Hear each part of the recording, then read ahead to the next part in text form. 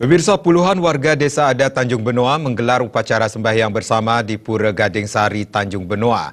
Acara ini digelar untuk mendoakan dibebaskannya Bendesa Adat Tanjung Benoa, Ima Dewi Jaya alias Yonda, terdakwa kasus dugaan pembabatan hutan mangrove dan reklamasi liar di Teluk Benoa, Bali dari jeratan hukum.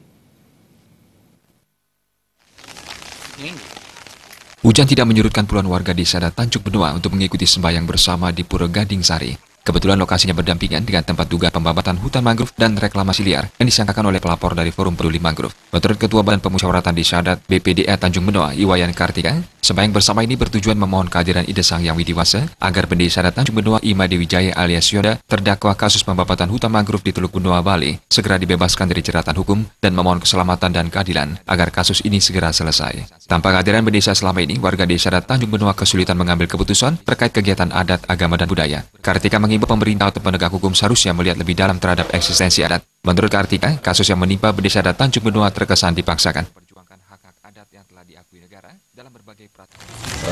Jujur aja kami masyarakat sangat keberatan hal ini terjadi. Seharusnya pemerintah atau aparat penegak hukum melihat lebih dalam eksistensi adat itu seperti apa. Kalau saya menganggap hal ini terlalu dipaksakan, pengkerdilan dari sebuah nilai adat yang ada di Bali. Yang bersama dengan masyarakat walaupun gerimis tidak menjadi halangan.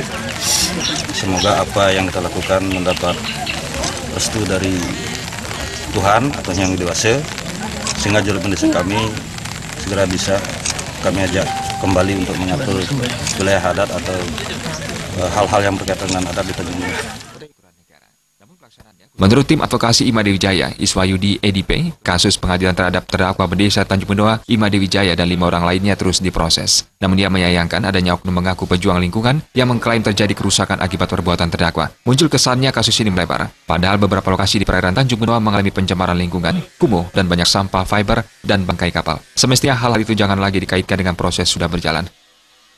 Tadi saya tegaskan bahwa di sini kami tidak mau mencampuri masalah yang sedang terjadi di proses hukum yang terjadi.